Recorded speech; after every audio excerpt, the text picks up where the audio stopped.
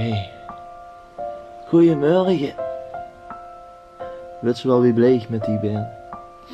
Die is voor mij alles. Het is zo fijn om even dich wakker te worden. Wat we hebben is zo speciaal eigenlijk.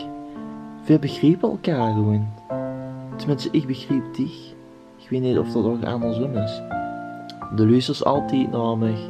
Ik vind het eigenlijk helemaal niet zo erg dat ze niet zoveel zegt. Want luisteren is ook belangrijk. En dan is ze ook nog eens zo knap.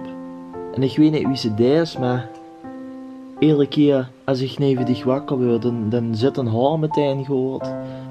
En die ogen die zien zo groen wie de Mars. Of zo blauw wie de zee. Wat bist dich intelligent.